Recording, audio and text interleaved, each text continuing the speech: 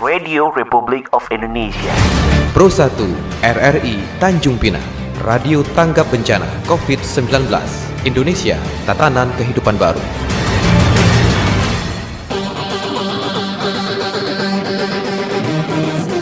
Dialog interaktif dinamika, mengetengahkan topik-topik hangat, aktual, dan memberikan edukasi kepada masyarakat. Ikuti dialognya mulai pukul 8 sampai dengan pukul 9 waktu Indonesia Barat.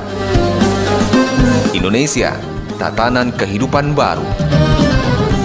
Hari ini, tepatnya hari Rabu tanggal 15 Juli 2020, saya presenter Rima Melati menemani Anda hingga pukul 9 waktu Indonesia Barat. Nah, pendengar, untuk hari ini kami juga memberikan kesempatan kepada Anda untuk bisa berinteraksi bersama kami di line telepon 077127100, dan tentunya Anda pada pagi hari ini juga bisa mengikuti siaran kami ya di live Facebook Pro 1 RRI Tanjung Pinang. Nah, pendengar, untuk hari ini kita akan berbincang berkaitan dengan harmonisasi penyesuaian peraturan perundang-undangan dan sosialisasinya di masa tatanan kehidupan baru. Nah, itulah topik yang kita bahas untuk pagi hari ini, yang mana kami sudah menghadirkan narasumber untuk memberikan pencerahan kepada pendengar semua, yaitu beliau adalah perancang ahli muda Kanwil Kemenkumham Kepri. Ada Bapak Miftah Farid SHMH. Assalamualaikum, selamat pagi Pak Miftah. Waalaikumsalam. Pak Farid atau Pak Miftah nih ya? Farid aja nggak? Oh, Farid ya. Baik, terima kasih Pak Farid. Kemudian juga kami menghadirkan penyuluh hukum ahli muda Kanwil Kemenkumham Kepri, Ibu Siska Sukmawati. Assalamualaikum, selamat pagi Ibu Siska. Waalaikumsalam warahmatullahi wabarakatuh. Selamat pagi. Dan tidak bosan-bosannya memberikan pencerahannya kepada pendengar kita. Insya Allah, mudah-mudahan nggak bosan. Nggak bosan, kalau sesuatu yang baik itu mudah-mudahan ada yang manfaatnya. Nah, pendengar, itulah narasumber kita yang akan memberikan pencerahan kepada Anda pada pagi hari ini di Dialog Dinamika RRI. Baik, untuk yang pertama kami ke Pak Farid dulu nih ya, berkaitan dengan harmonisasi penyesuaian peraturan perundang-undangan. Nah, di tatanan kehidupan baru ini, kalau di Tanjung Pinang sudah ada Perwako. Perwako bagaimana kita mengikuti kehidupan dalam tatanan kehidupan baru. Di mana saat ini kita tahu bahwa wabah COVID itu belum sirna ya di muka bumi ini, dan di Tanjung Pinang bahkan baru-baru ini juga ada. Nah, kemudian ada Perwako. Nah, ini sebenarnya bagaimana untuk memberikan harmonisasi antara undang-undang dan juga penerapan oleh masyarakat ini? Silakan Pak Farid. Ya, baik. Tadi saya juga baru dengar nih, ternyata Tanjung Pinang sudah mengeluarkan Perwako. Seharusnya mereka sudah sosialisasi dulu. Saya sudah cek JDI-nya, ternyata belum ada juga di JDI-nya. Oh, begitu ya? Terkait tentang tata kehidupan baru, atau orang sering sebut new normal atau kenormalan baru dan sebagainya macamnya. Ini mungkin merupakan sesuatu hal yang baru, tidak bagi masyarakat, bagi saya pun juga merupakan hal yang baru. Dalam proses harmonisasi, saya jelaskan dulu. Harmonisasi merupakan suatu cara bagi pemerintah ataupun bagi pemrakarsa, baik itu DPRD maupun pemerintah daerah, pemerintah pusat, untuk melakukan penyesuaian terhadap peraturan perundang-undangan. Karena seyogyanya suatu peraturan perundang-undangan ini sebagai satu kesatuan hukum. Jadi antara peraturan perundang-undangan yang satu, baik vertikal maupun secara horizontal, itu tidak boleh bertentangan. Artinya dia harus bersesuaian, selaras. Nah, permasalahan yang terjadi adalah ketika COVID ini menyerang menjadi sebuah pandemi, tidak hanya di negara kita maupun negara-negara lainnya, maka proses interaksi mau tidak mau harus dibatasi. Seperti itu. Nah, sementara proses harmonisasi ini dilakukan semuanya dengan melakukan interaksi, debat, diskusi antara stakeholder. Maka secara terbuka berarti ya? Secara terbuka. Jadi kita melakukan rapat, baik itu dengan instansi vertikal, baik itu dengan pemerintah daerah, provinsi maupun kabupaten kota, dan itu secara langsung. Jadi kalau seperti itu, ini menurut Pak Farid ini memang belum disosialisasikan atau kurang informasi atau gimana nih Pak Farid? Bentar, satu dulu Mbak. Maksud saya, artinya sampai sejauh ini proses itu kan harus dilaksanakan secara terbuka, secara interaksi secara langsung. Namun dengan keadaan pandemi sekarang ini maka itu harus dibatasi. Nah, sepengetahuan saya dalam proses ini tidak ada peraturan perundang-undangan atau aturan apapun yang menjelaskan tata cara beracara ataupun tata cara pengharmonisasian yang dilakukan secara tidak langsung atau secara virtual seperti itu. Maka dalam segi ilmu hukum ataupun dari segi perundang-undangan itu jatuhnya lebih kepada diskresi ataupun kebijakan dari masing-masing instansi untuk menyikapi keadaan ini. Gitu. Jadi sehingga kalaupun tidak ada aturannya ya tidak masalah, tapi disikapi dengan bentuk kebijakan-kebijakan dari masing-masing instansi untuk menjauhkan atau meminimalisir pencegahan penyebaran COVID melalui tata kelola ataupun tata kerja di masing-masing instansi. Kalau misalnya sudah berbentuk perwako, berarti itu prosesnya lama gitu ya? Kalau sudah berbentuk perwako, makanya saya belum lihat ini perwakonya tentang apa sebenarnya. Saya belum lihat, belum dapat info. Saya baru tahu infonya pagi ini ada perwako nomor 29 ya, 29 tahun 2020. Tentang apanya pun saya juga belum tahu. Maka kita harus kaji dulu perwakonya ini tentang apa. Kemudian cakupan pengaturannya ke siapa saja. Berarti harus spesifik gitu ya? Harus spesifik karena kita nggak bisa menduga-duga gitu. Habis itu cakupan pengaturannya siapa saja yang diatur di sini. Apakah seluruhnya ataukah perwako ini mengatur hanya instansi di perangkat daerah saja, pejabat-pejabat di perangkat daerah, ataupun perwako ini ruang lingkupnya seluruh kota Tanjung Pinang gitu. Jadi kita harus tahu itu dulu.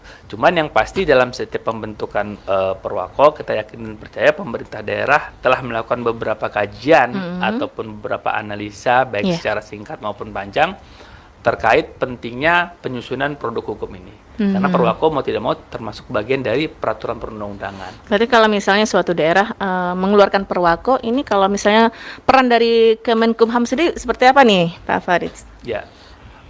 Sesuai dengan amanat dari Undang-Undang 12 tahun 2011, kemudian juga sudah dilakukan perubahan dengan Undang-Undang 15 tahun 2019 tentang pembentukan peraturan perundang-undangan, maka Kementerian Hukum dan HAM memiliki tanggung jawab untuk melakukan harmonisasi namanya. Oh, berarti perwako ini harus diharmonisasi dan juga peran Kemenkumham juga harus ada di situ ya. Proses harmonisasi ini sebaiknya dimulai pada tahap perencanaan. Jadi sebelum perwako ini dirapatkan, bahkan sedang direncanakan untuk membuat perwako, kita sudah melakukan harmonisasi. Bisa dikatakan semacam kita melakukan research kecil-kecilan terlebih dahulu, perwako ini maunya apa, cakupannya seperti apa yang menjadi landasan legalitasnya perwako ini bisa lahir, apakah itu sebagai delegasi dari atribusi ataupun delegatif, itu harus kita ketahui terlebih dahulu.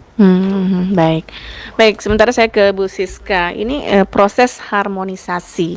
Nah, kita bicara tentang khususnya perwako lah ya untuk saat ini, karena masyarakat ini berkaitan sekali, mungkin ada sanksinya, kemudian itu harus dijalankan. Nah, harmonisasi yang dilakukan oleh Kemenkumham ini kan sudah terjadi, sudah wujud ya. Nah, ini apa bentuknya nih Bu Siska? Ya, kalau harmonisasinya mungkin bisa ditanyakan langsung ke Pak Farid ya, karena Pak Farid itu yang melakukan proses dalam sebelum proses sampai dia jadi, dan bagian saya adalah mensosialisasikannya. Saya udah dapat ini soft copy-nya Perwako nomor 29 tahun 2020. Saya juga mohon maaf belum menyampaikan kepada teman-teman perancang karena saya juga baru terima hari Senin kemarin, dan hari pekan lalu saya dapat yang hard copy-nya. Jadi memang sedang menyusun cara bagaimana menyampaikan informasinya. Jadi kalau untuk proses harmonisasinya memang bukan di saya secara pribadi, tapi Pak Farid ya. Tapi di bagiannya kalau teman-teman misalnya perancang. gini, ternyata tidak dilakukan harmonisasi, ini cacat hukum atau gimana nih ya? Inilah tadi yang disampaikan Pak Farid. Kalau dalam kondisi normal, tentunya ini menjadi hal yang wajib dan harus dilakukan. Sementara dalam hal kita dalam kondisi mendesak, dalam kondisi pandemi, inilah yang disampaikan belum ada aturan bagaimana dalam pembentukan peraturan perundang-undangan. Kita agak luas nih, tidak hanya pada perwako, semua aturan. Bagaimana, apakah harmonisasi ini harus tetap dilakukan? Kalau tidak dilakukan, hasilnya akan seperti apa efeknya? Kalau dia dilakukan, bagaimana tekniknya karena Jadi kebetulan belum ada peraturan itu. Nah, itu yang belum mungkin ya menurut saya dan sejauh ini saya kebetulan minggu lalu sempat pergi ke Tanjung Balai Karimun, juga sedang ada kekhawatiran untuk mengeluarkan peraturan bupati tentang tatanan kehidupan baru ini karena khawatir karena ada sanksi, apakah sanksi bisa masuk dalam perbub. Nah, itu yang mereka sedang mungkin saya wallahualam sudah diharmonisasikan juga ke perancang kanwil atau bagaimana kami juga, tapi inilah kekhawatiran bahwa dalam pembentukan peraturan perundang-undangan bentuk apapun itu dalam kondisi hari ini harus menjadi perhatian yang lebih tinggi karena aturan ini akan berlaku di masa seperti ini. Jadi tatanan kehidupan normal ini tidak tatanan kehidupan baru ini bukan hal yang normal. Termasuk kita hari ini kan masih bermasker segala macam dan semua ini harus ada panduan aturannya dan secara nasional peraturan perundang-undangan khususnya undang-undang untuk masa pandemi dan tatanan kehidupan baru juga kita belum punya. Nah, jadi sebagai penyuluh hukum kami juga memiliki kegalauan ya, maksudnya kebingungan untuk menyampaikan informasi yang valid tentang aturan-aturan yang sedang dikeluarkan atau sudah dikeluarkan karena kan kami bertugas untuk menyampaikan informasi terkait ya tadi dari saya sempat pantengin juga RRI ada harga untuk tes COVID yang valid akhirnya dikeluarkan, kemudian ada aturan-aturan lagi yang keluar, kemudian ada ketentuan-ketentuan yang katanya kok keluarnya sepenggal-sepenggal ya, kok nggak disosialisasikan. Jadi tugas kita sebagai pemerintah itu dari sisi pembentukan peraturan perundang-undangan bukan hanya membuatnya, kemudian setelah membuatnya pemerintah juga punya tanggung jawab untuk mensosialisasikannya dengan baik agar pemahaman atau masyarakat ini teredukasi. Sama dengan masker hari ini, salah satu syarat tatanan kehidupan normal adalah partisipasi peran aktif masyarakat dan masyarakat itu sudah teredukasi. Realitanya kita melihat masih banyak sekali kita yang tidak melaksanakan protokol kesehatan. Ya. Nah, apa itu protokol kesehatan? Sama-sama kita semua ngobrol tentang itu, tapi panduan pastinya seperti apa? Nah, inilah yang mudah-mudahan dari sisi pembentukannya, harmonisasinya itu bisa terlaksana dengan baik dan kami juga mendapatkan informasi sehingga kami bisa mensosialisasikannya lewat ya termasuk RRI yang selalu menjadi garda terdepan begitu. Iya. Ini Bu Siska, ketika misalnya kita bicara tentang perundang-undangan kita spesifik ke Perwako, nah itu sudah dikeluarkan. Nah, dan mungkin harmonisasi seperti tadi belum ada. Iya, Pak Farid. Mungkin harmonisasi secara internal sudah. Iya, maksudnya ke Kemenkumham belum ada. Nah, ini gimana nih peran Kemenkumham nih, Pak Farid? Ya, pertama emang harmonisasi ini sejauh ini baik dari Undang-Undang 12 tahun 2011 maupun juga dari perubahannya 15 tahun 2019 tidak ada semacam sanksi ataupun kewajiban yang mutlak harus dilakukan harmonisasi. Tapi secara yuridis formal memang ada di situ disebutkan bahwa setiap pembentukan peraturan perundang-undangan harus melibatkan perancang. Dan apapun bentuk perundang-undangannya bukan Perwako saja, tapi harus ada melibatkan perancang. Dan perancang di sini perlu kita pahami juga tidak semua perancang adanya di Kementerian Hukum dan HAM, tapi perancang itu bisa ada di pemerintah daerah, ada pun di instansi vertikal lainnya, seperti itu. Itu harus kita pahami dulu. Kedua, proses harmonisasi ini saya mungkin sudah dilakukan proses harmonisasi lah secara internal dengan pemerintah Kota Tanjung Pinang terkait peraturan ini. Cuman yang harus dipahami adalah setiap peraturan perundang-undangan punya batasan dan limit, terutama terkait materi muatannya. Nah, karena ada beberapa peraturan perundang-undangan yang kita ketahui bahwa produk peraturan jenis peraturan perundang-undangan ini tidak boleh ada sanksi seperti itu, tidak boleh ada pidana dan sebagainya macamnya. Dan itu harus dipahami juga. Sampai sekarang saya pun sedikit berbeda pendapat terkait dengan sanksi. Saya menganggap bahwa setiap saya ambil contoh dari daerah lain lah yang fenomenal, salah satunya peraturan gubernur tentang PSBB, gubernur Jakarta. Itu dia memuat sanksi dan sebagainya macamnya. Bahkan baru-baru ini saya menerima konsultasi dengan salah satu pemerintah daerah yang mereka akan membentuk peraturan juga, peraturan kepala daerah. Mereka ingin menerapkan sanksi sosial. Sekarang permasalahannya adalah seperti sanksi-sanksi yang fenomenal seperti nyapu jalan, push up dan sebagainya macamnya. Itu dalam perundang-undangan kita tidak mengenal seperti itu. Tidak ada namanya sanksi sosial. Sanksi sosial itu misalnya kalau misalnya seorang koruptor, sanksi sosial di masyarakatnya dikucilkan atau seperti itu dan sebagainya macamnya.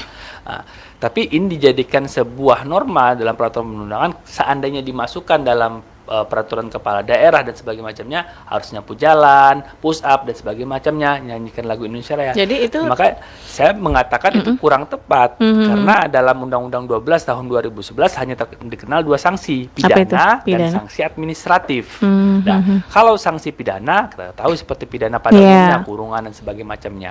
Administratif? Kalau sanksi administratif itu mengacu kepada hukum administrasi negara. Jadi sanksi dalam hukum administrasi negara itu saya kasih pengertian yang paling gampang, mengurangi hak atau menambah kewajiban baru. Jadi jika seseorang diberikan kewajiban baru, misalnya saya terlambat, diberikan kewajiban baru seperti kewajibannya harus mengganti jam kerja, itu namanya sanksi administratif. Ada kewajiban baru dibebankan.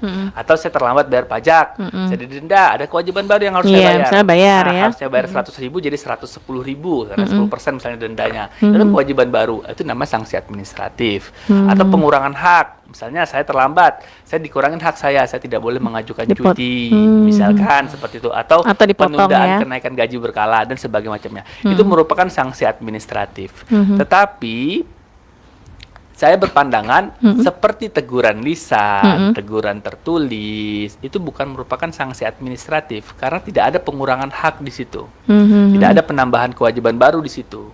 Tapi itu memang ada aturan, mereka ada berpandangan itu merupakan semacam sanksi administratif karena ada aturan yang menyebutkan demikian. Tapi secara hukum administrasi negara saya tetap mengatakan itu tidak sanksi administratif karena sama sekali tidak ada pengurangan hak maupun berarti tidak bisa disebutkan baru. Sanksi apa itu pantasnya yang disampaikan, karena ini mungkin tujuannya baik tidak memberatkan. Tapi saya lebih cenderung menyebutkan sebagai bentuk pembinaan. Pembinaan. Berarti dalam perwako itu pembinaan berarti tidak sanksi berarti ya. Bisa dikatakan sebagai sanksi. Karena saya konsultasi dengan salah satu pemerintah daerah, bukan di Tanjung Pinang yang pasti. Mereka yang memuat masukan sanksi sosial tersebut, saya katakan jangan dulu gitu. Misalkan ada pedagang kaki lima, dia berjualan di pinggir jalan sementara keadaan sedang COVID dan sebagainya macamnya. Jadi tugasnya Satpol PP sebagai penegak perda ataupun tugasnya Satpol PP meskipun perdanya belum ada adalah menertibkan. Ayo jangan, menghimbau jangan, tidak boleh menahan gerobaknya. Tidak boleh ditarik kalau menahan gerobak artinya kita mengurangi hak mereka kan, gitu. Tidak boleh menahan gerobaknya, tapi memberikan himbauan atau memaksa mereka untuk bergeser, jangan di sini lagi, itu merupakan suatu kewajiban. Tapi kalau misalnya pelanggaran itu berulang-ulang, itu gimana itu? Selama aturannya belum ada, nggak boleh disanksi. Nggak boleh dikasih hukuman. Nggak boleh ditarik, tapi dikembalikan lagi, nggak boleh juga sebenarnya gitu. Jadi dikembalikan aja, misalnya disuruh pindah dari wilayah tersebut, jangan jualan di sini pokoknya. Berarti tidak boleh menarik berarti ya? Berarti nggak boleh ditahan. Kalau misalnya ditahan itu, misalnya si pemilik melaporkan gimana tuh? Ya itu bisa dilaporkan mungkin terkait dengan hal seperti itu bisa dilaporkan kepada pengawasnya lah, pengawas dari Satpol PP ataupun langsung kepada DPRD atau. Dan itu yang sering kita lihat ya? Ya itu sering. Kenapa? Karena kurangnya pemahaman orang terkait kapan dia harus memberikan sanksi, kapan dia harus melakukan pembinaan. Sebagai contoh, kalau misalnya saya terlambat ke kantor misalnya, saya dibina sama atasan langsung, dinasihatin. Apakah ketika atasan langsung menegur saya secara lisan, secara otomatis saya sedang diberikan sanksi pada saat itu? Kan tidak. Tidak. Pembinaan dia sedang menasihati saya gitu. Nah, itu hal yang berbeda. Terus satu lagi terkait tatanan new normal baru. Saya jelaskan dulu. New normal ini kan merupakan perubahan perilaku kehidupan sehari-hari. Yang tidak ada sebelumnya. Jadi karena ada ya? Awal mula new normal ini itu adalah istilah yang dipakai oleh para pemain saham, para bankir ketika terjadi resesi ekonomi di Amerika. Jadi terjadi resesi ekonomi dan sebagainya macamnya, harga saham anjlok, mereka nggak bisa ngapa-ngapain, ya sudahlah terima apa adanya. Mereka bangkit lagi. Nah, itu mereka sebut sebagai new normal, new normal yang baru. Nah, kita adaptasi istilah itu. Sekarang ini pun juga terjadi. Beberapa negara juga mengadaptasi istilah new normal tersebut. Oke. Cuman permasalahannya yang diatur di sini adalah kadang-kadang perilaku. Misalkan nggak boleh bersalaman, nggak boleh sebagai macamnya. Nah, saya cenderungnya untuk perilaku seperti ini sulit untuk dimasukkan ke dalam materi yang ada di peraturan perundang-undangan. Karena lebih kepada etika kita berperilaku, lebih kepada cara kita melakukan muamalah atau berkomunikasi dengan masyarakat. Maka salah satu instrumen terbaiknya adalah dengan mengeluarkan diskresi kebijakan seperti himbauan, surat edaran. Berarti tidak perlu perwako begitu perlu maksudnya. Karena kita juga tidak bisa memberikan sanksi apapun juga. Pembinaan juga ya, tapi Pembinaan tidak juga. masuk juga Nah, berarti ya. Dan di sini lebih kepada kesadaran masyarakat seperti itu. Nah, tapi semacam aturan untuk menjaga jarak di restoran, di kedai kopi itu mungkin bisa kita terapkan sanksi administratif seperti kalau mereka tidak mematuhi protokol COVID di restoran yang mereka kelola atau di kedai kopi yang mereka kelola, izin usahanya bisa dicabut. Nah, pencabutan izin usaha itu termasuk bagian dari sanksi administratif seperti itu, karena ada hak yang dicabut di situ. Berarti untuk pemahaman kebijakan-kebijakan itu harus semuanya saling sinkron berarti ya. Ya. Semuanya harus koordinasi. Kita mengundang pendengar. Nah, pendengar Anda bisa berinteraksi bersama kami. Silakan saja Anda bisa bertanya kepada narasumber yang hadir di studio RRI Tanjung Pinang. Ada Bapak Miftah Farid, kemudian ada Bu Siska ya. Untuk penelpon yang pertama, silakan. Assalamualaikum Bu Rima. Waalaikumsalam. Dengan Anto. Iya, Pak Anto. Silakan Pak Anto. Assalamualaikum Bapak Ibu narasumber. Jadi tadi sangat jujur sekali ya Bu Siska mengatakan sebagai penyuluh hukum aja galau begitu ya. Peraturan Apalagi masyarakat ya. Wah, benar sekali Bu Rima. Apalagi masyarakat yang tidak tahu menahu masalah hukum. Iya. Super galau Bu. Nah itu, makanya saya pikir ketika itu mau diterapkan, ujung-ujungnya sanksi. Cuma berkali-kali saya lewat RRI menyampaikan, tolonglah sadar dulu lah yang menegakkan sanksi itu, ya, baik aparat, ya, lewat Satpol PP kah, TNI, Polri kah, tolonglah jadikan contoh bagi masyarakat begitu loh. Ketika pakai masker, maskerlah yang benar begitu. Jangan masyarakat melihat di saat beliau-beliau ini tugas, tapi tidak memberikan contoh yang baik. Lalu siapa yang menegur? Saya berkali-kali sampaikan, nggak direspon, ya udah, kan begitu. Sampaikanlah walaupun itu pahit kan. Itu ajaran agama kita kan begitu. Nah itu kenyataan yang terjadi dalam masyarakat. Jadi kalau misalnya ujung-ujung sanksi, kapan masyarakat itu diberi? Katakanlah seperti yang Bapak narasumber katakan, bagaimana masyarakat itu sadar dari hati yang paling dalam begitu ya. Jangan ditakuti dengan sanksi. Dalam otak masyarakat Indonesia akhirnya tuh takutnya tuh karena sanksi gitu. Jadi banyak yang membantah ya. Sadar diri bahwasanya saya berbuat begini karena saya malu kan. Seperti itu. Tapi ujung-ujungnya sanksi dan udah dari sejak ya dulu ya zaman penjajahan sampai sekarang ya tipikal masyarakat Indonesia begitu. Gitu loh. Kalau nggak ada sanksi ya oke-oke saja. Kalau ada sanksi baru nurut. Tapi kenapa nggak dirubah kan? Kita kan generasi kesadaran ya. Terus ya. Bu Siska udah generasi keberapa? Saya generasi keberapa? Tapi yang terjadi ya itu saja gitu. Pertanyaan besarnya why? Kenapa Ibu Bapak? Ya itu aja. Terima kasih. Baik. Terima kasih Pak Anto yang sudah bergabung, dan untuk berikutnya kita masih berikan ruang ya kepada pendengar untuk berinteraksi. Silakan. Kita terima. Halo, assalamualaikum, selamat pagi. Halo, assalamualaikum warahmatullahi wabarakatuh. Waalaikumsalam. Waalaikumsalam. Iya. Terima. Assalamualaikum warahmatullahi wabarakatuh, Bu Siska. Iya. Waalaikumsalam Pak Rasino. Apa kabar, sehat? Alhamdulillah sehat Bapak. Ya, topik kita hari ini menarik sekali, harmonisasi penyelesaian perundang-undangan dalam tatanan baru. Betul. Iya, namun ada induk daripada peraturan dan undang-undang hulunya adalah DPR ya, yang sering terjadi tumpang tindih atau overlapping undang-undang dengan peraturan di bawahnya. Jadi misalnya peraturan daerah, dan ada juga yang sekarang lagi hangat tentang otonomi daerah, tentang Labu Jangkar dan juga tentang RUU HIP dan juga aturan lolosnya buronan Paskakap misalnya. Pertanyaan adalah di mana peran atau kedudukan Kemenkumham dalam mengenai kasus-kasus antara ketidaksinkronan antara perundang-undangan dan juga peraturan di daerah. Yang kedua, sering terjadi ya di lapangan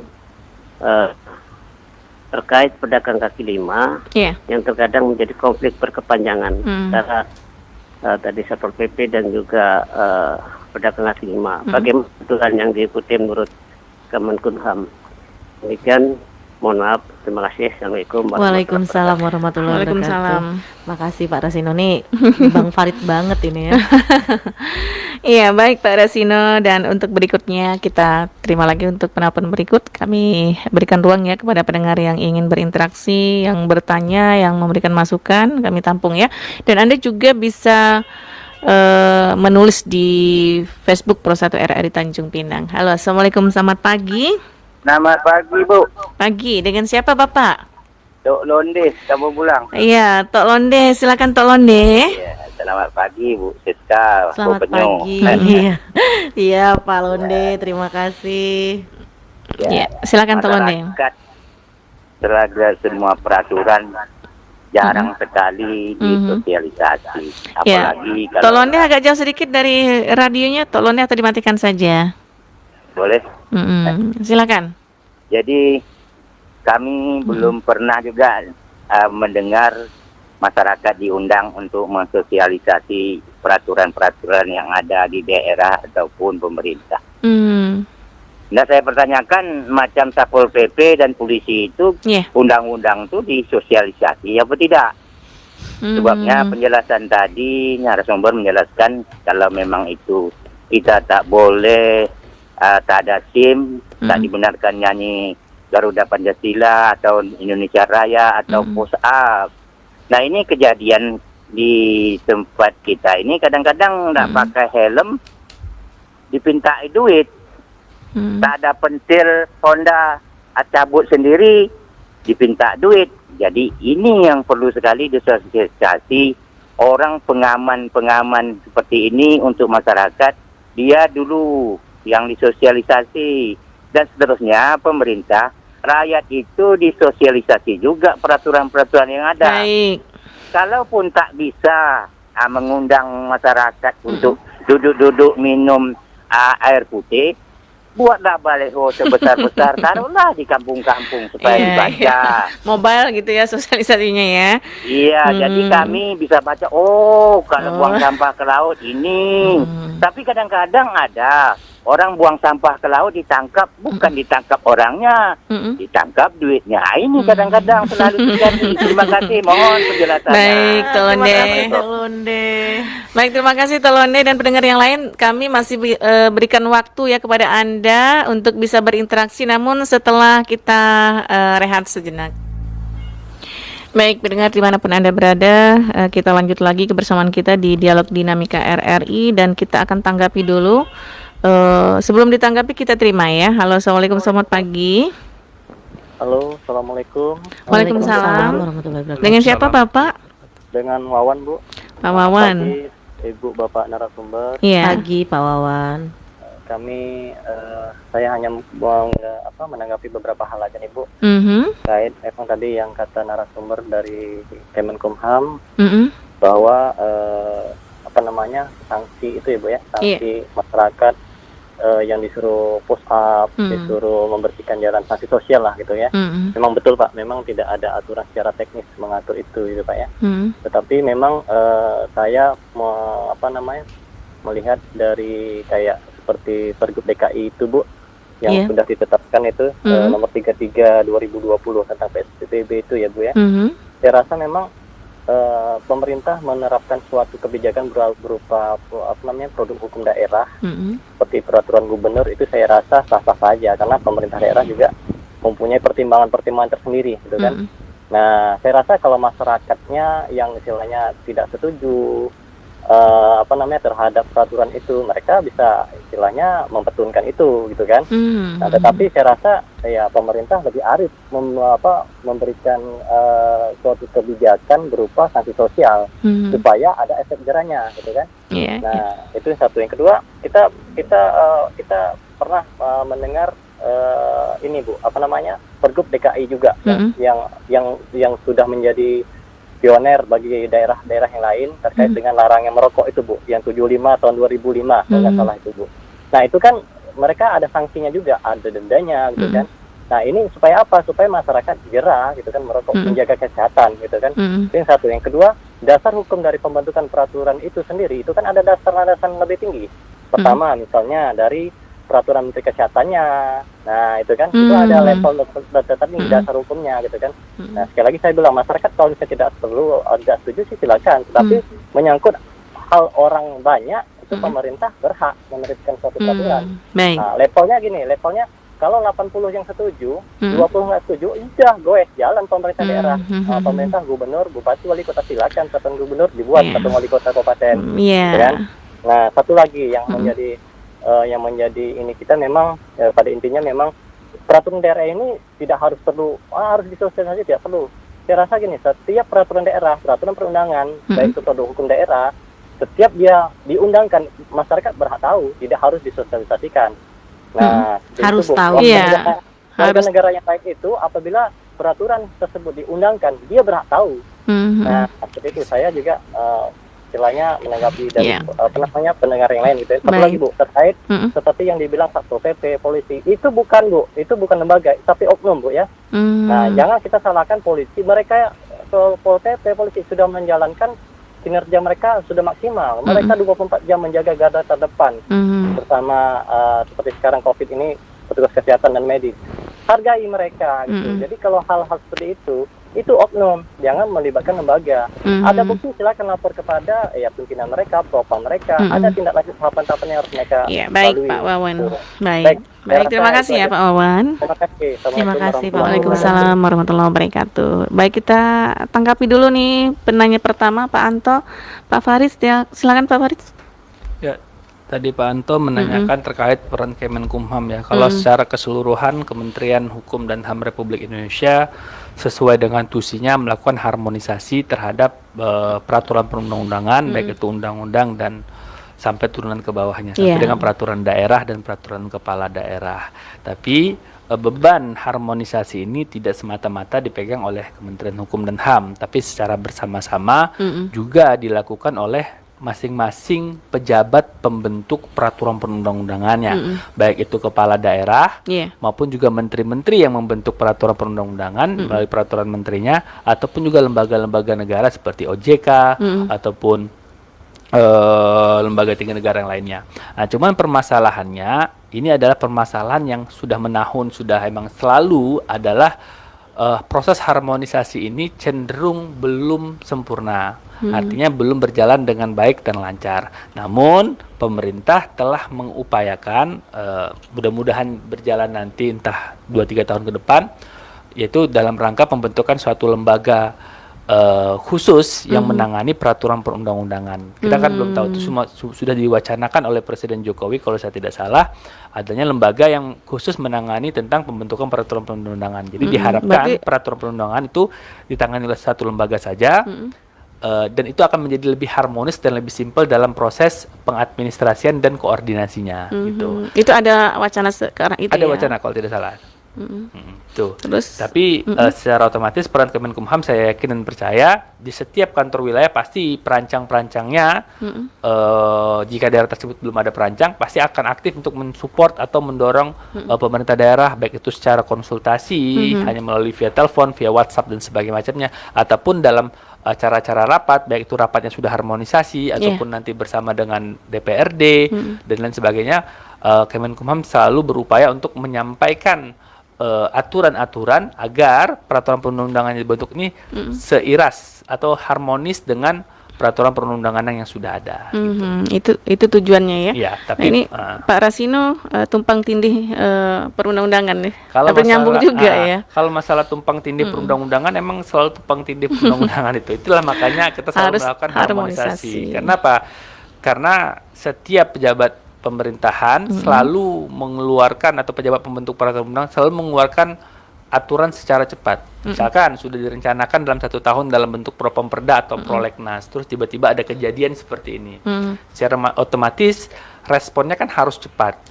Respon yang cepat itu kadang-kadang tidak bisa diimbangi dalam membentuk suatu peraturan perundang-undangan. Karena hukum cenderung biasa lebih lambat daripada masyarakatnya, gitu. Jadi kita harus respon yang cepat ini kadang-kadang mungkin ya tersilap kah, atau beberapa peraturan perundang-undangan ternyata bertentangan, kemudian sudah keburu diundangkan, maka sikap paling wise dan paling bijak adalah menganggap kedua-duanya berlaku, memiliki kekuatan hukum yang sama sesuai dengan jenis peraturan perundang-undangannya, gitu. Iya. Kemudian ini sosialisasi undang-undang nih Pak ini siapa nih tadi namanya? Pak Londe. Tok Londe ya, Tok Londe. Silakan. Iya, mungkin kalau saya berangkatnya dari Pak Wawan dulu ya, yang menyatakan bahwa perda tidak semua aturan itu sebenarnya tidak harus disosialisasikan. Mungkin kalau saya beranjaknya begini, fiksi hukum mengatakan bahwa semua orang dianggap mengetahui adanya hukum. Jadi dia nggak bisa bela diri ketika dia salah, kemudian dikatakan kamu melanggar ini. Oh, saya nggak tahu ada undang-undangnya. Oh, saya nggak tahu ada perdanya. Dia nggak bisa membela diri seperti itu dalam hal seperti ini. Tapi tetap pemerintah punya kewajiban untuk mensosialisasikan, tapi tidak selalu harus mengundang semua masyarakat. Nah, cara dengan menggunakan media termasuk RRI dan informasi itu terus dilakukan gitu. Jadi masyarakat juga nggak bisa bilang bahwa oh kami tidak mau kena hukumannya, tidak mau kena sanksinya karena kami tidak disosialisasikan. Nah, itu tidak bisa. Itu saya sepakat dengan Pak Wawan. Jadi dalam hal ini kalau bicara tentang sosialisasi itu merupakan bagian dari pembentukan dari perancangan, proses pembentukan sampai akhirnya dibentuk, ada terakhir proses sosialisasi. Tapi sosialisasi itu tentunya belum tentu berarti tidak wajib ya, sosialisasi tidak wajib atau gimana? Menjadi merupakan satu rangkaian yang satu ya, Pak Farid ya. Jadi rangkaian satu, tapi berarti pemerintah itu punya kewajiban untuk mensosialisasikan. Tapi kewajibannya harus ngundang masyarakat semua itu tidak seperti cara itu. Medianya aja yang dipikirkan ya. Jadi kalau saya ini sekaligus menjawab pertanyaan kenapa masih banyak masyarakat yang nggak sadar ya, kok nggak taat, sudah disuruh begini, udah ada aturannya. Nah, inilah ketika masyarakat punya inisiatif untuk cari tahu, termasuk untuk mendengar nih kan, ikut ambil nelpon, cari tahu, dengar. Dan saya bersyukur nih Mas Farid ini lumayan sibuk ya, perancang kita 9 orang di Kanwil Kepri, tapi memang punya jam terbang masing-masing kan. Mencari waktu untuk menyocokkan begini juga termasuk susah gitu. Nah, hari ini kita memberikan informasi apa yang menjadi tugas tanggung jawab kita. Mudah-mudahan kita semua masih bisa menjalankan tugas kita sesuai porsinya masing-masing. Dan tugas untuk mensosialisasikan, saya sebagai penyuluh hukum akan belajar mencari dan membuat kerjasama atau link-link dengan para pihak. Ayo SKPD yang sudah siap bikin perda, sudah ketok palu sama perancang, ditemani perancang, boleh share ke kita. Nanti kita bisa turun bareng-bareng, dan saya penyuluh hukum juga bisa belajar, disosialisasikan bisa juga. Disosialisasikan. Nah, itu untuk Tok Londe, Pak Wawan. Kemudian terkait peraturan perundang-undangan, ada yang mengatakan begini, oh makin bagus sebuah negara ketika dia punya banyak aturan gitu ya. Tapi ada juga yang menyatakan tidak, malah semakin buruk suatu kondisi negara ketika dia punya banyak aturan. Itu menunjukkan bahwa masyarakatnya berarti nggak sadar harus diatur dengan banyak aturan. Nah, malah aturan itu malah nggak diketahui, akhirnya tidak ditaati. Jadi memang ini perlu hubungan yang baik antara kita masyarakat dan pemerintah. Pemerintah berusaha membuat sarana, himbauan, aturan perundang-undangan. Nah, kita masyarakat kalau belum tahu cari tahu, kalau sudah tahu ayo patuhi. Nah, yang banyaknya kita sudah tahu tapi kita tidak patuhi, atau bahkan kita mencari celah untuk melanggar aturan yang ada. Jadi Tok Londe, nanti kami lewat Kelurahan Sadar Hukum, Desa Sadar Hukum akan ikut membantu mensosialisasikan ini sampai kepada desa-desa lewat kelompok sadar hukum yang ada di kelurahan, lewat PKK, majelis taklim, lewat forum RT RW, yang mudah-mudahan ini bisa berangsur menjadi tersosialisasikan meskipun tidak langsung para pihak yang mensosialisasikan. Baik. Tambahan silakan. Pak Wawan. Tadi Pak Wawan nih kayaknya orang hukum, soalnya dibicara tentang fiksi hukum, gitu. Saya jelaskan dulu Pak Wawan. Kan masyarakat harus tahu, emang ada dalam setiap peraturan perundang-undanganku bahwa setelah peraturan daerah ini atau peraturan kepala daerah ini diundangkan, maka masyarakat dianggap mengetahuinya. Itu adalah diksi atau kata-kata norma yang harus ada dalam setiap peraturan perundangan sebagai bentuk mengikat, penjelasan bahwa ini mengikat mereka. Nah, itu kita sebut dengan istilahnya fiksi hukum. Fiksi hukum ini seperti ini, Mbak. Kenyataan sebenarnya tidak demikian, tapi kita menganggap itu benar. Misalkan, dianggap orang mengetahuinya begitu diundangkan. Materialnya, faktanya nggak mungkin begitu diketok palu sama DPRD, sama ketua dewan, kemudian diundangkan sama sekda, kemudian secara otomatis pada detik itu juga masyarakat Tanjung Pinang seluruhnya tahu. Itu mustahil. Tapi fiksi hukum mengatakan mereka mengetahuinya. Itu fiksi hukum. Padahal tidak terjadi, tapi dianggap terjadi. Gitu. Padahal tidak mengetahui, tapi dianggap mengetahui. Seperti itu. Karena perundang-undangan itu walaupun tidak disosialisasikan, itu tetap berlaku berarti? Mengetahui. Itu secara formilnya. Makanya pemerintah diberikan beban dan tanggung jawab untuk melakukan penyebarluasan peraturan perundang-undangan. Itu secara formil ya. Tadi saya bilang kan, fiksi hukumnya secara formil. Secara material, agar masyarakat betul-betul memang tahu isi dalamnya, melakukan penyebarluasan peraturan perundang-undangan. Mulai dari tahap perencanaan sampai tahap pengundangan. Mulai dari Propomperda, rencana tahun ini perdanya apa aja untuk 1 tahun, masyarakat sudah harus tahu, sampai nanti diundangkan yang dari 10 yang direncanakan, berapa yang berhasil dalam 1 tahun, masyarakat harus tahu. Nah, bisa terukur berarti ya? Bisa terukur, seperti itu. Termasuk juga ketika rapat-rapat di dewan sebagai macamnya, hendaknya juga tahu seperti itu. Nah, tapi kan kita juga terkendala mungkin dengan biaya, dana, dan sarana prasarana lainnya juga kurang. Maka saya menganggapnya kita harus bijak, artinya baik pemerintah maupun masyarakat harus bijak, masyarakat mencari tahu, pemerintah berusaha untuk memberitahu. Itu pertama. Kedua, sistem sosialisasi itu berbeda dengan kalau misalnya saya bilang dianggap mengetahuinya, maka saya kasih konteksnya kertasnya langsung nih rancangan undang-undangnya nih ya, sudah baca sendiri gitu. Atau perdanya nih baca sendiri. Paham ternyata nggak paham juga. Makanya konsepnya adalah harusnya penyebar luasan di sini adalah mereka menjelaskan dengan bahasa masyarakat. Bahasa umum ya, awam, bahasa yang gampang. Contoh, misalkan ada kewajiban, misalnya ada kewajiban lah produk baru misalnya. Dikeluarkanlah tentang tatanan hidup baru, misalnya harus pakai masker. Mungkin dibuatlah baliho dengan gambar yang bagus dan sebagainya macamnya. Ayo kita pakai masker gini. Nanti dibuat keterangannya undang perda nomor segini. Jadi trik-trik yang demikian, trik-trik istilahnya advertising dan sebagainya macamnya, itu harus dilaksanakan sesuai dengan zamannya. Jadi tidak kaku. Mungkin secara formil ya kaku, dianggap mengetahui, tapi secara material agar masyarakat memahaminya itu mungkin bisa dengan cara-cara yang seperti itu. Nah, kemudian juga kita juga tidak boleh apatis atau egois langsung mengatakan Anda sudah tahu nih, sudah ada diksinya mengatakan mengetahuinya. Tidak bisa juga seperti itu, karena saya yakin juga percaya kadang-kadang bahkan saya orang pemerintahan sendiri, begitu keluar peraturan dari menteri saya sendiri, itu belum tentu saya mengetahuinya. Maka harus dilakukan sosialisasi. Nah, sosialisasi pun juga tidak terbatas menjadi tanggung jawabnya satu bagian atau satu dinas tertentu.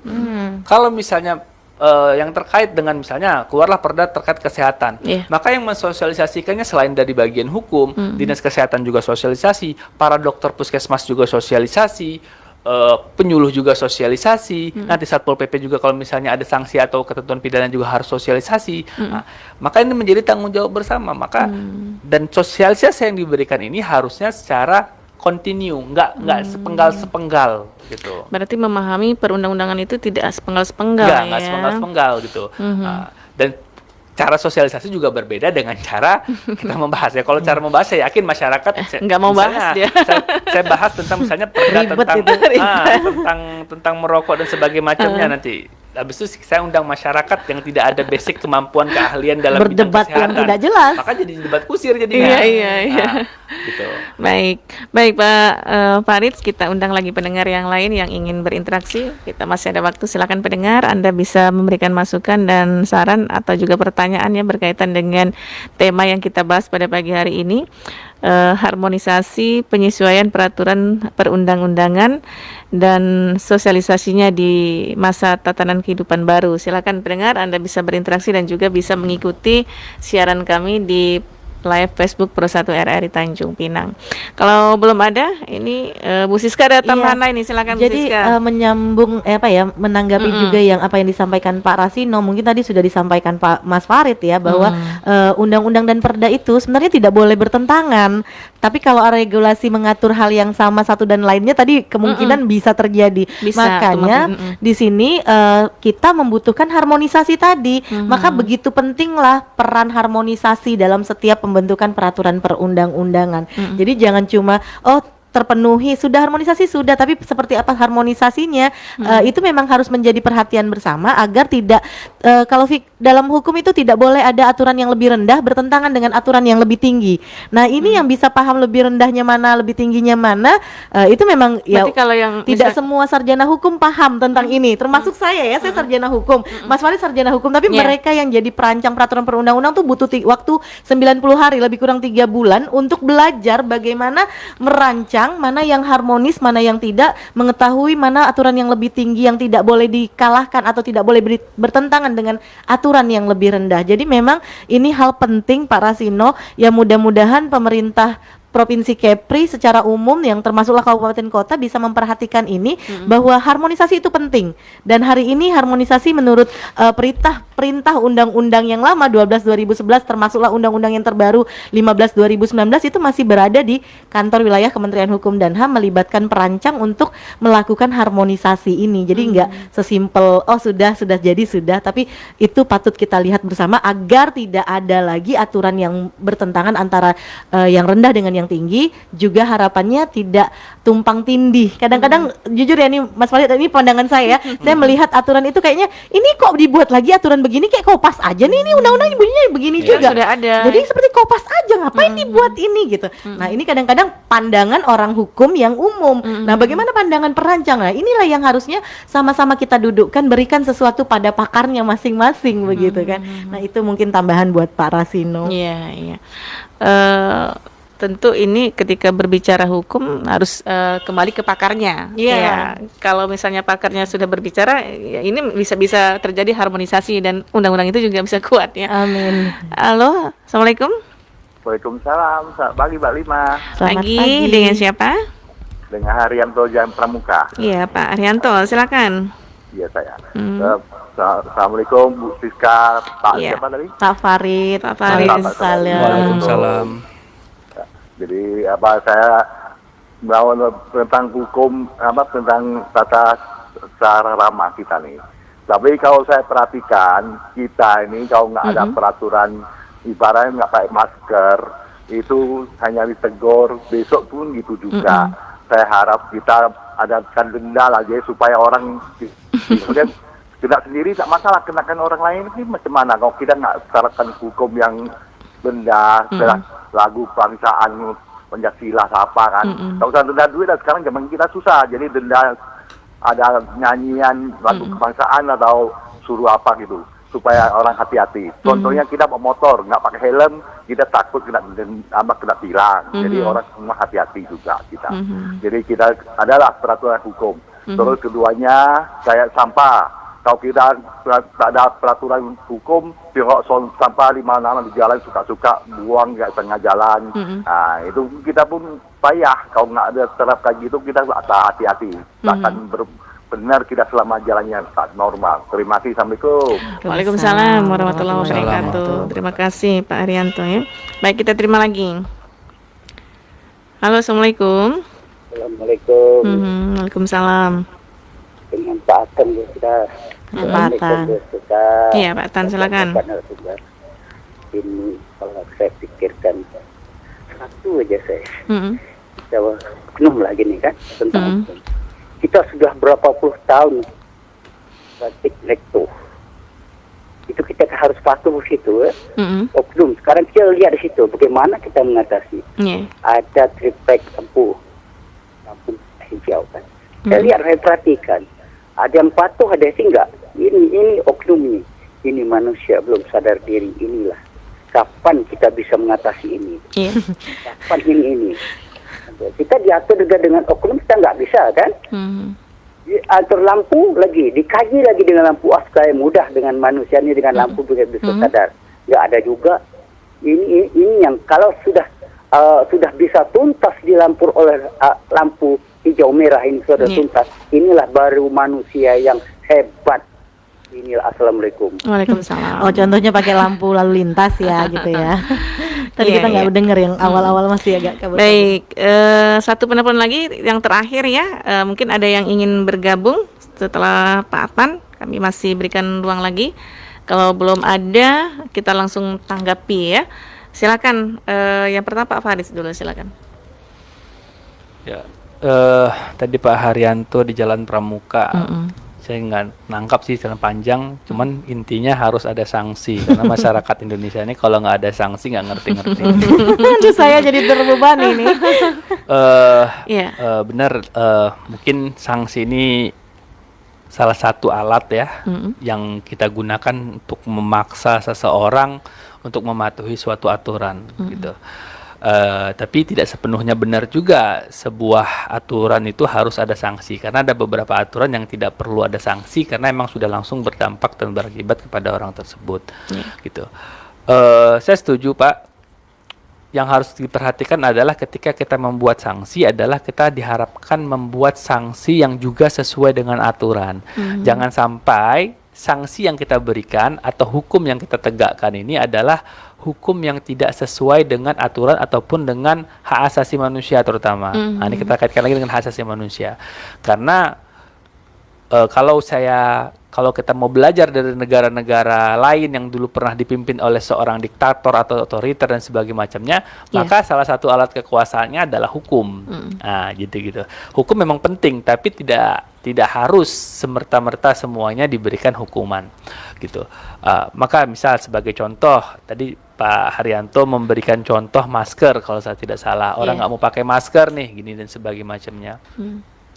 Ya kalau masker, mungkin kita bisa melakukan sosialisasi dan sebagainya macamnya atau melakukan penegakan, kita perkecil lingkupnya. Kalau misalnya lingkupnya Tanjung Pinang, saya rasa sulit gitu. Karena pengawasannya saya juga yakin Satpol PP juga tidak bisa mengawasi satu kota Tanjung Pinang orang mana yang pakai masker dan tidak. Maka akan timbul lagi masalah baru. Kalau si A pakai nggak dihukum, kalau saya nggak pakai dihukum, itu akan timbul masalah baru lagi. Nah, maka kitanya sebagai desainer hukumnya, desainer peraturan perundang-undangan juga harus bijak. Oh, mungkin kita tetapkan daerah-daerah yang khusus wajib pakai masker, misalnya tempat publik, areal publik, misalnya bandara, pelabuhan wajib pakai masker, misalnya seperti itu.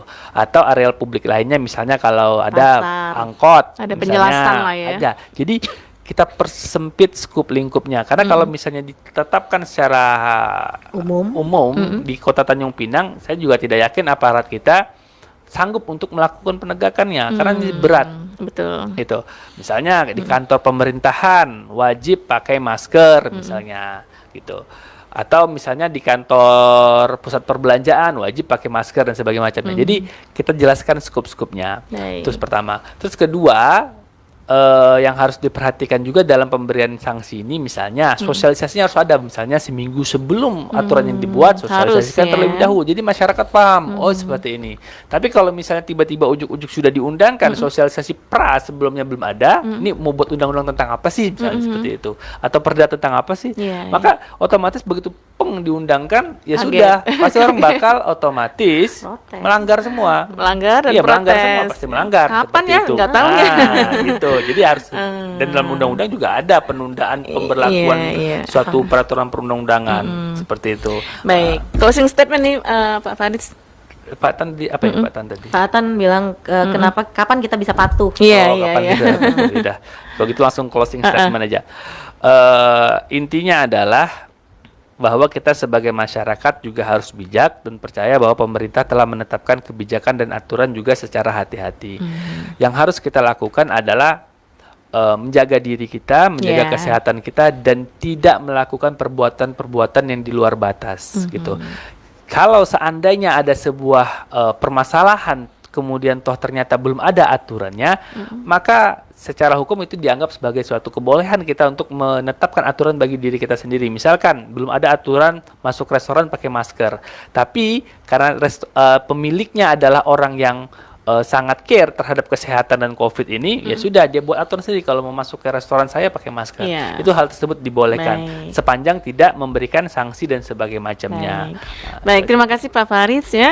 Semoga bermanfaat. Dan sedikit dari Bu Siska. Ya, terakhir mungkin sekalian closing statement ya, untuk semua masyarakat, kapan hukum ini bisa dipatuhi? Ketika kita mematuhinya untuk diri kita sendiri. Jadi kalau setiap orang sudah mematuhi itu, insya Allah menjadi contoh yang baik untuk lingkungannya. Dan hukum itu bukan ditakuti, hukum itu bukan sesuatu yang harus menjadi sesuatu momok, tapi hukum itu adalah cara untuk mencapai cita-cita kita bersama. Maka mari patuhi aturan, cari tahu dan laksanakan sesuai dengan aturan yang berlaku. Baik, terima kasih Bu Siska, Pak Farid, terima kasih ya. Pendengar juga terima kasih sudah berinteraksi bersama kami, dan semoga bermanfaat adanya perbincangan kita di Dinamika RRI untuk hari ini. Untuk itu saya presenter Imam Melati mengucapkan selamat pagi, sampai jumpa. Assalamualaikum warahmatullahi wabarakatuh. Waalaikumsalam warahmatullahi wabarakatuh.